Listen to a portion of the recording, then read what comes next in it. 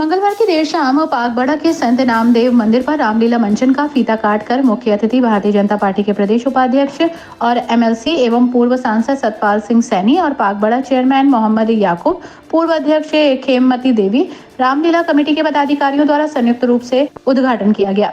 मुख्य अतिथि के रूप में रामलीला मंचन का शुभारंभ करने पागबड़ा पहुंचे भारतीय जनता पार्टी के प्रदेश उपाध्यक्ष और एमएलसी एवं पूर्व सांसद सतपाल सिंह सैनी का रामलीला कमेटी पागबड़ा के पदाधिकारियों द्वारा कर्मजोशी और गाजे बाजे के साथ स्वागत हुआ। उनको रामलीला के मंच तक लाया गया। मंच पर पहुंचने के बाद सबसे पहले सभी अतिथियों द्वारा संयुक्त रूप से फीता काटकर रामलीला मंचन का शुभारंभ हुआ। उसके बाद भगवान श्री गणेश जी की आरती वंदना की गई। गणेश आरती वंदना के उपरांत रामलीला के मंच को संबोधित करते हुए वक्ताओं द्वारा कहा गया कि हम सबको भगवान श्री राम के बताए आदर्शों पर चलना चाहिए, क्योंकि उन्होंने मानव जाति को यही संदेश दिया है। अपने माता पिता की आज्ञा का पालन करें और मानव जाति से प्रेम करें। कोई छोटा बड़ा नहीं है, हम सबको सच्चाई के साथ रहना है। रास्ते में भले ही कितनी भी कठिनाई आती हो, लेकिन हमें अपनी सच्चाई के मार्ग को नहीं बदलना, हमेशा सच्चाई के मार्ग पर चलना है। काम तेजी से चल रहा, तो आप इसका श्रवण करें। मैं ज्यादा ना आपसे कहते हुए अच्छे ढंग से करें, लेकिन जो अच्छी चीजें अपने जीवन में भी उतारनी चाहिए। उनसे आप ही को लाभ होगा, बच्चों को भी लाभ होगा, सबको सुनना चाहिए। और आप तो सौभाग्यशाली, आपके पड़ोस में भी गाँव में रामलीला होती है, हर साल होती है। गाँव में तो लोग पता लगा करते हैं जिनके आपस में चंदा डालकर लेके आते हैं, उसको रावण का रामलीला का श्रवण करते हैं। तो रामलीला कमेटी यहाँ की आपके लिए सब सुविधा मौजूदा कराती है और आप सब व्यवस्था करती है, लेकिन आपको सही ढंग से शांतिपूर्वक से के रामलीला का सहयोग करते हुए और रामलीला का मंचन सुनना चाहिए। जो अच्छे पात्र हैं, अच्छे करते हैं, उसके जीवन में उतारना चाहिए। मैं रामलीला कमेटी के यहाँ के समस्त पदाधिकारियों को अपनी ओर से धन्यवाद देता हूँ, आभार व्यक्त करता हूँ। और मुझे लगता है कि सतत जिस प्रकार से यहाँ के पागबड़ा की सेवा करते हैं, रामलीला के माध्यम से, मेले के माध्यम से, और अच्छी व्यवस्था भविष्य में भी करेंगे। कहीं मेरे भी सहयोग किसी प्रकार की आवश्यकता होगी तो मैं भी सहयोग भविष्य में करता रहूँगा। उन्होंने मेरे से आग्रह किया, आप सबका आदेश का पालन करने के लिए मैं हरियाणा से बीच में ही आया था। तो आप सभी को मेरी ओर से प्रभु श्री राम के इस मंचन के अवसर पर शुभकामनाएं, बधाई।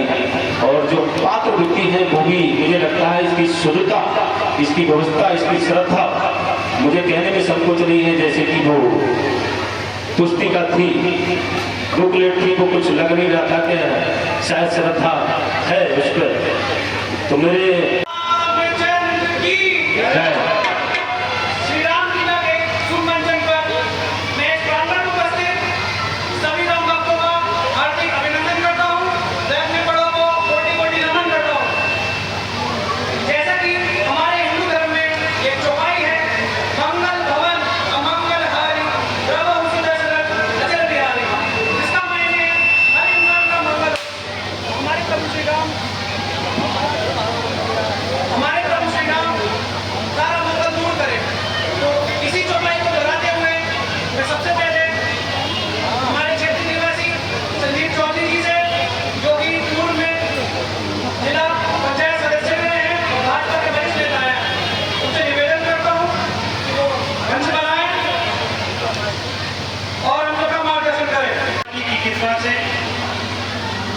नारद जी के आशीर्वाद से रामायण की रचना करने वाले आदि कवि वाल्मीकि व उनके पश्चातवर्ती कवि, जिन्होंने रामचरितमानस को जन जन तक घर घर तक पहुँचाने का प्रयत्न किया, ऐसे कवि गोस्वामी तुलसीदास, दोनों कवि द्वैत के चरण कमलों की वंदना करते हुए सभागार में उपस्थित सभी राम भक्तों को, सम्मानित मंच को मैं हार्दिक अभिनंदन वंदन करता हूँ।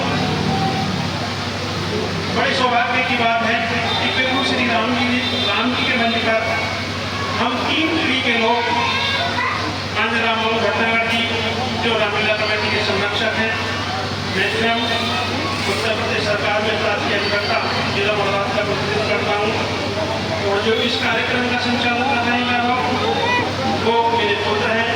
3 पीढ़ियों को श्री राम जी का आशीर्वाद प्राप्त हुआ है।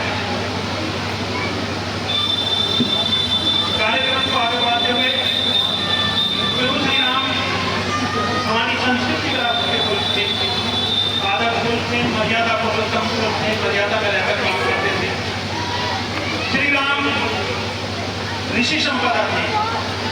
वो राजा दशरथ के घर में जब उत्पन्न हुए तो ऋषियों के प्रसाद से उत्पन्न हुए थे, जबकि माता सीता कृषि संपदा थी। ये विचित्र बात है। जब राजा दशरथ किसान के रूप में हल चला रहे थे तो उन्हें एक पुत्री सीता के रूप में प्राप्त हुई, इसलिए उन्हें कृषि संपदा कहा जाए तो बड़ी अति होगी। मेरा कहना है कि राम और सीता दोनों के